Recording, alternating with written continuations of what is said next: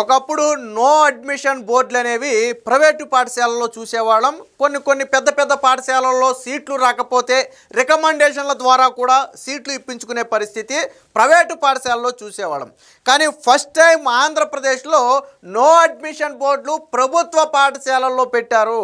మళ్ళీ స్ట్రెంత్ కూడా మనం అనుకున్నట్టుగా 50 మందో 100 మందో కాదు, 2700 మంది నుంచి 1500, 1000కు తక్కువ ఉన్నటువంటి స్కూళ్ళు అనేకం అనుకోండి, 1000కి పైగా స్ట్రెంత్ ఉన్నటువంటి అనేక పాఠశాలల్లో ఈరోజు నో అడ్మిషన్ బోర్డులు పెట్టారు. అయినా కానీ ప్రభుత్వ పాఠశాలల్లో సీట్ల కోసం రాజకీయ నాయకుల దగ్గరికి పేరెంట్స్ వెళుతున్నారు అంటే అది ఖచ్చితంగా ఆంధ్రప్రదేశ్ ప్రభుత్వ పాఠశాలల్లో వచ్చిన మార్పు అని గుండెల మీద చేసుకుని చెప్పొచ్చు. మనం ఎంతవరకు నేను ఇందాకే చెప్పినట్టుగా ఒక మంచి పేరున్నటువంటి ప్రైవేట్ పాఠశాలలో అడ్మిషన్ దొరకాలంటే ఖచ్చితంగా ఎవరో ఒకరు రికమెండేషన్ తీసుకెళ్ళాలి, లేకపోతే అంత ఈజీగా ఇవ్వరు కొన్ని పెద్ద పాఠశాలల్లో. కానీ అలాంటి పరిస్థితే సార్ ఇప్పుడు మాకు మంగళగిరి దగ్గర ఏదైతే నిడమర్రు దగ్గర ఒక పాఠశాల నారా లోకేష్ గారు ఇంటర్నేషనల్ స్టాండర్డ్లో ఒక పాఠశాల నిర్మించారు. దాంట్లో సీటు కావాలని చెప్పి, అంటే ఒక ప్రభుత్వ పాఠశాలలో సీట్లు కావాలని చెప్పి రాజకీయ నాయకుల దగ్గరికి రికమెండేషన్లకు వెళ్తున్నారు. సో అది గొప్పతనం. ఒకే ఏడాదిలో సీట్ల సంఖ్య రెట్టింపు అయింది. గతంలో 500 సీట్లుంటే ఈసారి ఒకేసారి 1000 సీట్లకు పెరిగింది. అలాగే మంత్రి పురపాలక శాఖ మంత్రిగా ఉన్నటువంటి నారాయణ నెల్లూరులో ఆయన ఒక స్కూల్ని డెవలప్ చేశారు. సో అందులో కూడా 500 ఉన్నటువంటి స్ట్రెంత్ ఒకేసారి 1000గా మాత్రమే కాకుండా నో అడ్మిషన్ బోర్డు పెట్టినా కానీ మాకు అందులో మా పిల్లవాడికి ఒక సీట్ ఇప్పించండి అని చెప్పి మళ్ళీ రాజకీయ నాయకుల దగ్గరికి వెళ్తున్నారు. అది ప్రభుత్వ పాఠశాల. ట్విస్ట్ ఏంటో తెలుసా? ఈ పురపాలక మంత్రి నారాయణ గారు డెవలప్ చేసినటువంటి ఆ స్కూల్ని జగన్మోహన్ రెడ్డి హయాంలో మూసేశాడు. జగన్మోహన్ రెడ్డి మూసేస్తే కూటమి ప్రభుత్వం వచ్చిన తర్వాత నారాయణ గారు దాన్ని తిరిగి తెరవటమే కాకుండా 15 కోట్ల రూపాయలతో దాన్ని డెవలప్ చేస్తే ఈరోజు దాదాపుగా గతంలో 500 మంది రావటమే గగనమైనటువంటి పరిస్థితి నుంచి ఈరోజు అంతకు మరింత 1000 మందికి పైగా స్ట్రెంత్ రావటంతో ఇక గదులు ఖాళీ లేక నో అడ్మిషన్స్ అని బోర్డు పెట్టినా కానీ నేటికి ఇంకా 5 మందో 10 మందో వెళ్ళి, లేకపోతే వాళ్ళ నుంచి వీళ్ళ నుంచి సిఫారసులు తీసుకెళ్ళి మా పిల్లవాడికి మట్టికి ఏదో ఒక విధంగా ఒక సీట్ ఇవ్వండి, ఎక్కడో ఒక చోట అడ్జస్ట్ చేయండి అని చెప్పి అడిగే పరిస్థితి వచ్చిందంటే ప్రభుత్వ పాఠశాల మార్పు వచ్చింది అనడానికి ఇదే ఒక ఉదాహరణ. ఎందుకు వచ్చింది మార్పు? ప్రభుత్వ పాఠశాలలు ఏళ్ల తరబడి ఉన్నాయే, మరి ఇంతకుముందు ఎప్పుడు ఈ పరిస్థితి లేదే. ఎందుకు వచ్చింది? గత 10వ తరగతి ఫలితాలు మీరు అందరూ చూసే ఉండుంటారు. ప్రైవేటు పాఠశాలను తలదన్ని రారాజుగా నిలిచినటువంటి పాఠశాలలు ప్రభుత్వ పాఠశాలలు. మొన్న ప్రైవేట్ పాఠశాలలో చదివించిన తల్లిదండ్రులు ఆశ్చర్యపోయారు. ఎందుకంటే వాళ్ళు ఒక 10వ తరగతి పిల్లోడిని ఫర్ ఎగ్జాంపుల్ చదివేయాలంటే ఒక మాదిరి పాఠశాలలో చదివించాలంటే ₹1,00,000 తక్కువలో తక్కువ ఖర్చు. నేను చెప్పేది 10వ తరగతి విద్యార్థికి ₹1,00,000 ఖర్చు పెట్టి చదివిస్తే వాళ్ళకు వచ్చిన మార్కులు 500 నుంచి 550 మార్కులు లోపు. కానీ ₹1 పెట్టుబడి పెట్టకుండా ప్రభుత్వ పాఠశాలకు వెళ్ళి చదివినటువంటి విద్యార్థులకు వచ్చిన మార్కులు 595, 596, 597, 598. ఇది ప్రభుత్వ పాఠశాలలో మార్కులు. ఆశ్చర్యపోయారు. అరే మా పిల్లోడికి ₹1,00,000 ఖర్చు పెట్టాం, మళ్ళీ వ్యాన్లని సపరేట్గా ఇచ్చాం, ఏసీ బస్సుల్లో పంపాం, ఏసీ క్లాస్ రూముల్లో కూర్చోబెట్టాం, అయినా కానీ రాని మార్కులు ప్రభుత్వ పాఠశాలలో విద్యార్థులకు వచ్చాయని వాళ్ళు ఆశ్చర్యపోయారు. అప్పుడు అనుకున్నారు, ఓకే ప్రభుత్వ పాఠశాలల్లో మార్పు మొదలయ్యింది. ఎలా మొదలైందంటే ఇది ఏ ఒక వ్యక్తి వల్ల సాధ్యమైంది కాదు. నారా లోకేష్ గారు మంత్రిగా ఉండి ఆయన మార్పుకు శ్రీకారం చుట్టిన ప్రభుత్వ ఉపాధ్యాయులందరూ సమిష్టి కృషితోనే ఈరోజు ఇది జరిగింది. మీకు ఇంకోటి కూడా నేను చెప్తాను.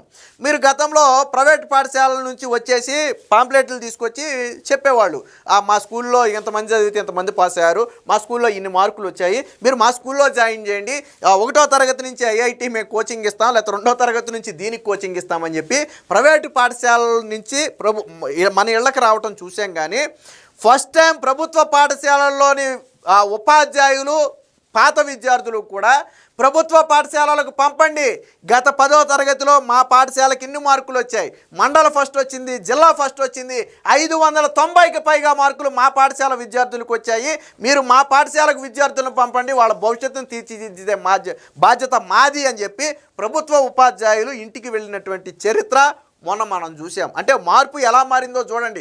గతంలో ఏదైతే ప్రైవేటు అనుకున్నామో అది ఈరోజు ప్రభుత్వ అనుకునే పరిస్థితికి వచ్చింది. మీరు ప్రభుత్వ అడ్వర్టైజ్మెంట్ పేపర్లో ఎప్పుడైనా సరే ప్రభుత్వ పాఠశాల విద్యార్థుల ఫోటోలు మీరు చూసారా? ఎప్పుడైనా చూసారా? కానీ ఫస్ట్ టైం, హిస్టరీలో ఫస్ట్ టైం రాజకీయాలతో సంబంధం లేకుండా, ఒక రాజకీయ నాయకుడి ఫోటో లేకుండా, ఈవెన్ నారా లోకేష్ గారి మంత్రిగా ఉండి మార్పును తెచ్చింది ఆయనే అయినా ఆయన ఫోటో కూడా లేకుండా కేవలం విద్యార్థులతో ఒక ఫోటోని పేపర్ అడ్వర్టైజ్మెంట్కి ఇచ్చారు, టీవీ అడ్వర్టైజ్మెంట్లకి ఇచ్చారు. ఆశ్చర్యపోయారు జనం ఒకసారిగా చూసి. ఇదేంటి పెద్ద పెద్ద ప్రైవేటు పాఠశాల అడ్వర్టైజ్మెంట్లు చూసినటువంటి మనం, అంటే ఏ పొద్దు మేము అనుకోలేదని చెప్పి జగన్మోహన్ రెడ్డి డైలాగ్ ఉంటుంది చూసారా? అలాగే ఏ తల్లిదండ్రులు కూడా ఎప్పుడు అనుకోలే ఒక ప్రభుత్వ పాఠశాల విద్యార్థి ఈ పేపర్లో మార్కులు వచ్చి, అత్యధిక మార్కులు వచ్చి పేపర్లో ఫోటో వేసే స్థాయి వస్తుందని ఎవరు ఊహించలా. అలాంటి మార్పులు ఈరోజు పాఠశాలలో వచ్చాయి కాబట్టే ప్రైవేటు పాఠశాలలో పంపించే విద్యార్థులు తల్లిదండ్రులు ఆలోచిస్తున్నారు, ఎందుకు పంపాలి మనం? బేసిక్గా మంచి చదువు చెప్తారనే ప్రైవేట్ పాఠశాలకు పంపుతున్నాం. దానికి దీటుగా ప్రభుత్వ పాఠశాలలో చదువు చెప్తుంటే డబ్బులు తగిలేసి మళ్ళీ నేను ఎందుకు పంపాలా ప్రైవేటు పాఠశాలకు? బంగారం లాంటి గవర్నమెంట్ పాఠశాలకు ఎందుకు పంపకూడదు? అక్కడ పుస్తకాల దగ్గర మొదలుపెట్టి, బ్యాగ్ దగ్గర మొదలుపెట్టి, యూనిఫామ్ దగ్గర మొదలుపెట్టి, మధ్యాహ్న భోజనం దగ్గర మొదలుపెట్టి, మినరల్ వాటర్ దగ్గర మొదలుపెట్టి, ఆట స్థలాల దగ్గర మొదలుపెట్టి, ఈవినింగ్ స్టడీ అవర్స్ దగ్గర మొదలుపెట్టి ప్రతి దాంట్లో కూడా ప్రభుత్వ పాఠశాలలు ముందంజలోనే ఉన్నాయి. ప్రైవేట్ పాఠశాలతో ఏ రంగంలో పోల్చినా ముందంజలోనే ఉన్నాయి. కాబట్టి ఎందుకు ప్రైవేట్ పాఠశాలకు డబ్బులు తగిలేసి పంపాలి? మేము ప్రభుత్వ పాఠశాలకే పంపుతున్నారు ఇప్పుడు. అందుకనే నో అడ్మిషన్ బోర్డులు పెట్టారు. ప్రభుత్వ పాఠశాలలో నో అడ్మిషన్ బోర్డు అనేది ఆషామాషి వ్యవహారం కాదు. మీకు గత సంవత్సరం కూడా, ఒక సంవత్సరం వెనక్కి వెళ్ళినప్పుడు కూడా అనేక పాఠశాలల్లో సీట్లు మిగిలిపోతే ఈ సంవత్సరం అదే పాఠశాలలో నో అడ్మిషన్ బోర్డులు పెట్టారు. అంటే తల్లిదండ్రుల ఆలోచనలో మార్పు వచ్చింది, ప్రభుత్వం మీద నమ్మకం పెరిగింది. ప్రైవేటు పాఠశాలలకు ఏమాత్రం తీసిపోని విధంగా విద్యార్థులకు చదువు చెబుతారు. ఇక్కడ నాణ్యమైనటువంటి ఉపాధ్యాయులు ఉంటారు, క్వాలిఫైడ్ టీచర్స్ ఉంటారు. వాళ్ళు ఆల్రెడీ సబ్జెక్టు చదివి బీఈడి, ఎంఈడి లాంటివి చేసి ఆ తర్వాత టెట్ లాంటివి రాసి డిఎస్సి లాంటి కాంపిటేటివ్ ఎగ్జామ్, లక్షల మంది పోటీ పడినటువంటి కాంపిటేటివ్ ఎగ్జామ్లో మెరిట్లో పోస్ట్ కొట్టి ఈరోజు ప్రభుత్వ పాఠశాలలోకి వస్తారంటే ఇక్కడ క్వాలిఫైడ్ టీచర్స్ ఉంటారు. మీకు ప్రైవేట్ పాఠశాలలో అటు 10th చదువుతాడో, ఇంటర్ చదువుతాడో, డిగ్రీ చదువుతాడో ఎవరికి తెలియదు. తీసుకొస్తారు, పెడతారు, చెబుతారు. కానీ ప్రభుత్వ పాఠశాల అలా కాదు, క్వాలిఫైడ్ టీచర్స్ ఉంటారు. కాబట్టే ఈరోజు ప్రభుత్వ పాఠశాలలకు విద్యార్థుల సంఖ్య పెరిగింది. దీనికి సంబంధించినటువంటి వార్త కూడా ఒకటి వచ్చింది, ఒకసారి చూద్దాం. సర్కారు బడి తక్కువేం కాదు, ప్రభుత్వ పాఠశాలల్లో ప్రవేశాల కలకల, కొన్ని చోట్ల నో అడ్మిషన్ బోర్డులు, ఉపాధ్యాయుల సమిష్టి కృషి, మౌలిక సదుపాయాలతో ఆదరణ. ఇది విశాఖపట్నంలో చూడండి, మనం ప్రైవేట్ పాఠశాల అంటాం కదా, ఒక విశాఖపట్నంలోని చంద్రంపాలెం అనే ఒక పాఠశాలలో ఇక్కడ మొత్తం విద్యార్థుల సంఖ్య ఎంతో తెలుసా? 2713 మంది. ఫస్ట్ టైం మొత్తం విద్యార్థులందరూ కూడా ఇక్కడ ఫిల్ అయ్యారు. 2713 సీట్లు ఉంటే మొత్తం సీట్లు ఫిల్ అయ్యాయి. 104 మంది టీచర్సు ఇక్కడ విద్యార్థులకు ఉన్నారు. ఇదే 2000 మంది విద్యార్థులు ఉన్నటువంటి ప్రైవేట్ పాఠశాలలో ఎంతమంది టీచర్లు ఉంటారండి? మహా ఉంటే 20 మంది ఉంటారు, 30 మంది ఉంటారు, 40 మంది ఉంటారు, 50 మంది ఉంటారు బాగా పెడితే. కానీ ఇక్కడ 104 మంది టీచర్స్ ఉన్నారు. అంటే విద్యార్థుల సంఖ్యకు సరిపడా టీచర్స్ను ఇక్కడ ఇవ్వటమే కాకుండా దానికి తగ్గ బోధన జరుగుతుంది. కాబట్టి ఈరోజు ఒక్క సీటు కూడా మిగలకుండా ఇంతమంది విద్యార్థులు. విశాఖ లాంటి ప్రాంతంలో మీకు ప్రైవేట్ కాలేజీలకు, ప్రైవేట్ స్కూళ్లకు కొదవలేదు, వీధికి ఒక ప్రైవేట్ స్కూల్ ఉంటుంది. కానీ ఈరోజు ఇక్కడ ప్రభుత్వ పాఠశాల కళకళలాడుతుందంటే అది కూటమి ప్రభుత్వ గొప్పతనం. ఒకప్పుడు తల్లిదండ్రులు తొలి ఎంపికగా ఉన్నటువంటి ప్రైవేటు పాఠశాలల స్థానంలో ఇప్పుడు ప్రభుత్వ పాఠశాలలు వచ్చి చేరుతున్నాయి. తరగతి గదుల ఆధునీకరణ నుంచి విద్యా ప్రమాణాల పెంపు వరకు ప్రభుత్వం చేపట్టిన చర్యలు సర్కారు బడులపై వారికి భరోసానిస్తున్నాయి. మెరుగైన మౌలిక సదుపాయాలు, నాణ్యమైన బోధన, సాంకేతిక ఆధారిత విద్యతో ఉత్తమ ఫలితాలు సాధిస్తూ ఇకపై ప్రైవేటుకు తామేం తక్కువ కాదని ప్రభుత్వ పాఠశాలలు చాటి చెబుతున్నాయి. ఫలితంగా వాటిలో ప్రవేశాలకు డిమాండ్ పెరిగి కొన్ని బడుల్లో సీట్లు లేవని చెప్పే పరిస్థితి ఈరోజు ఆంధ్రప్రదేశ్లోని ప్రభుత్వ పాఠశాలలోకి వచ్చింది. సో ఎంత పెద్ద పాఠశాలలు, ఎంతమంది విద్యార్థులు ఉన్నారో కూడా ఒకసారి చూద్దాం. ఇక్కడ చూడండి, నిడమర్రు ఏదైతే నారా లోకేష్ గారు తొలిసారిగా అంతర్జాతీయ ప్రమాణాలతో ఒక పాఠశాలను అభివృద్ధి చేశారో నిడమర్రులో, ఆ పాఠశాలలో గతంలో ఉండే సీట్లు 510. ఇప్పుడు ఆ సీట్ల సంఖ్య ఎంతకు పెరిగిందో తెలుసా? 1100కు పెరిగింది. అంటే 50 అంటే రెట్టింపు కంటే ఇంకా ఎక్కువే సీట్లు పెరిగాయి. పైగా ఇప్పుడు ఈ స్కూల్లో సీటు కోసం ఇంకా దాదాపుగా ఇంకొక 1000-2000 మంది వచ్చి సీట్లు లేవని వెనక్కి వెళ్ళిపోయారు. ఎస్, నిడమర్రులో ఆల్రెడీ సీట్లు ఫిల్ అయిపోయింది. కానీ మా పిల్లవాడికి అవకాశం ఉంటుందా అని చెప్పి ఒక 1000 మందికి పైగా విద్యార్థుల తల్లిదండ్రులు వచ్చి అడ్మిషన్స్ ఈ సంవత్సరం క్లోజ్ అయిపోయాయి, నెక్స్ట్ ఇయర్ చూద్దామంటే వాళ్ళు అసంతృప్తితో తిరిగి వెళ్ళారు. గతంలో ప్రైవేటు పాఠశాలలో సీట్ రాకపోతే అసంతృప్తితో బయటకు వచ్చేవాడు. అరే మా పిల్లోడికి సరే ఇంకా వేరే స్కూల్లో జాయిన్ చేస్తే ఈ టైపు చెప్పరేమో, ఈ పాఠశాల అంతా నాణ్యత రాదేమోనని బాధపడేవాళ్ళు ప్రైవేటు స్కూళ్ళలో సీట్ రాకపోతే. కానీ ఇప్పుడు ప్రభుత్వ పాఠశాలల్లో సీట్ రాకపోతే ఎర్రరే ఒక మంచి పాఠశాలలో మనకు సీట్ రాలేదే, వచ్చే సంవత్సరం అయినా సరే ఎలాగైనా సరే మన పిల్లోడిని ఇందులో జాయిన్ చేయాలని చెప్పి చాలామంది తల్లిదండ్రులు అనుకుని వెనక్కి వెళ్ళినటువంటి పరిస్థితి ఈరోజు నిడమర్రు పాఠశాలలో ఉంది. సో ఇక్కడ ఆకట్టుకునేలాగే క్రీడా మైదానం, ఆధునిక సౌకర్యాలు, తరగతి గదులు, కార్పొరేట్ విద్యాలయాన్ని తలపించే హంగులతో మంగళగిరి నియోజకవర్గం నిడమర్రు పాఠశాల అందరినీ ఆకర్షిస్తుంది. 1983లో దీన్ని 5.2 ఎకరాల్లో 12 తరగతి గదులతో అప్పట్లో ఏర్పాటు చేస్తే నారా లోకేష్ గారు వచ్చిన తర్వాత లీప్ పేరుతో, అంటే లెర్నింగ్ ఎక్సలెన్స్ ఇన్ ఏపీ అనే పేరుతో తొలిసారిగా ఈ పాఠశాల అభివృద్ధికి చర్యలు తీసుకున్నారు. మొత్తంగా 16 కోట్లతో 25 గదులు, 12 గదులుగా ఉన్న ఈ పాఠశాలను 25 గదులకు పెంచడమే కాకుండా సకల సౌకర్యాలు ఇక్కడ కల్పించారు. దీంతో గత ఏడాది ఇక్కడ విద్యార్థుల సంఖ్య 510గా ఉండగా ఈ సంవత్సరం అది 1100కు చేరింది.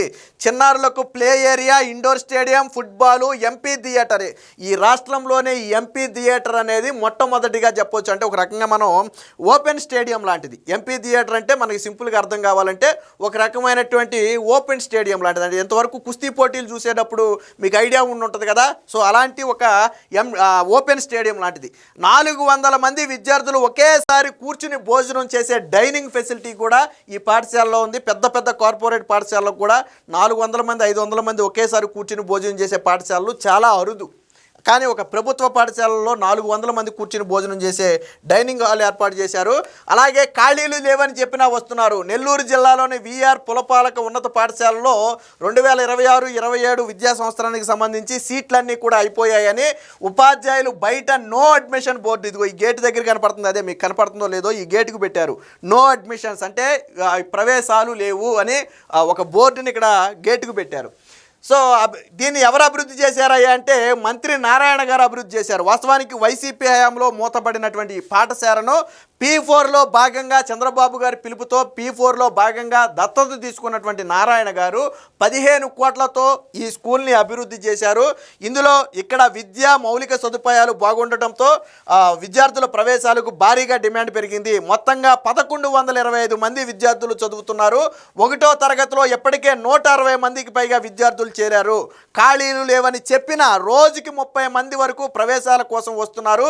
వీరి నుంచి ఉపాధ్యాయులు వివరాలు తీసుకుని పంపిస్తున్నారంటే ఏదైనా ఎక్స్టెన్షన్ చేసే అవకాశం ఉంటే మేము అవకాశం ఇస్తాం తప్ప ఇప్పటికైతే లేదని చెప్పి 1125 మంది విద్యార్థులు ఉన్నటువంటి పాఠశాల. సో నో అడ్మిషన్ పెట్టిన రోజుకి 30 మంది ఈ రోజుకి వస్తున్నారు. అలాగే ఇప్పుడు మనం ఇందాక చెప్పుకున్నటువంటి విశాఖ పాఠశాలలో కావచ్చు, లేదా నిడమర్రు పాఠశాల కావచ్చు, ఇప్పుడు నెల్లూరులోని విఆర్పురంలో ఉన్నటువంటి పాఠశాల కావచ్చు, ఇవన్నీ నో అడ్మిషన్ బోర్డులు పెట్టినా కానీ పాఠశాలలకు జనం వస్తున్నారు.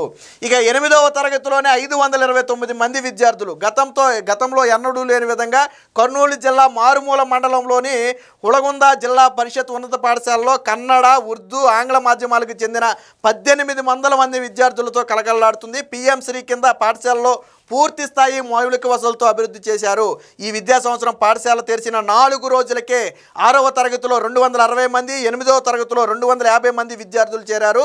దీంతో 8వ తరగతిలో విద్యార్థుల సంఖ్య 529. అంటే మొత్తం పాఠశాలల్లో ఒక 8వ తరగతిలోనే దాదాపుగా 530 మంది విద్యార్థులు ఉన్నారు. మొత్తం 1800 మంది విద్యార్థులు. సో ఇక్కడ కూడా కొత్తగా చేరే విద్యార్థులకు అవకాశం లేనటువంటి పరిస్థితి. ఇక విజయవాడ AKTP 10వ తరగతి ఫలితాల్లో అత్యుత్తమ ఫలితాలు సాధించిన పాఠశాలలో ఇదొకటిగా నిలిచింది. ఇందులో మొత్తంగా 1464 మంది విద్యార్థులు చదువుతుంటే గత ఏడాది 287 మంది ప్రవేశాలు పొందగా ఈ ఏడాది అదే తరగతిలో 343 మంది, అంటే దాదాపుగా 150 మంది అదనంగా ఈ పాఠశాలలో ఈ ఏడాది ప్రవేశాలు పొందారు. ఈ పాఠశాలకి 550కి పైగా మార్కులు సాధించిన విద్యార్థులు 29 మంది, అలాగే 500 కంటే ఎక్కువ మార్కులు సాధించిన వారు 68 మంది ఉన్నారు. అలాగే ఏదైతే national national means come merit scholarship scheme అనేది ఉందో ఆ స్కీమ్కి ఈ పాఠశాల నుంచే 24 మంది విద్యార్థులు ఎంపికయ్యారు. సో కాబట్టి ఈ పాఠశాలకు కూడా డిమాండ్ పెరిగింది. ఇప్పుడు మనం మాట్లాడుకునే ప్రతిదీ కూడా ప్రభుత్వ పాఠశాల గురించి మాట్లాడుకున్నాం, ప్రైవేటు పాఠశాల కాదు. ప్రైవేటు పాఠశాలకు మించి ఈరోజు ప్రభుత్వ పాఠశాలల్లో ఫలితాలు కనపడుతున్నాయి కాబట్టే ఈరోజు నో అడ్మిషన్ బోర్డులు పెట్టే పరిస్థితి. ఏది ఏమైనా ఆంధ్రప్రదేశ్లో విద్యా వ్యవస్థలో సమూల మార్పులు వచ్చాయి. మంత్రి నారా లోకేష్ గారు తీసుకున్నటువంటి చొరవ కావచ్చు, ఆయన చూపుతున్నటువంటి ప్రత్యేక శ్రద్ధ కావచ్చు, ఈరోజు ఫలితాల్లో స్పష్టంగా కనపడుతుంది. ముఖ్యంగా 10వ తరగతి ఫలితాల్లో నారా లోకేష్ గారు వేసినటువంటి ముద్ర మామూలుది కాదు.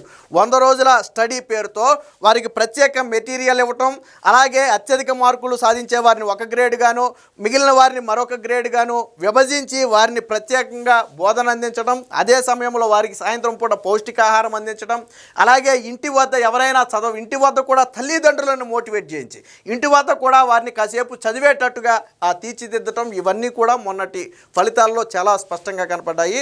సో మొత్తంగా ఆంధ్రప్రదేశ్ విద్యా వ్యవస్థలో సమూల మార్పులు వస్తున్నాయి అనేది మాత్రం స్పష్టంగా అర్థమవుతుంది.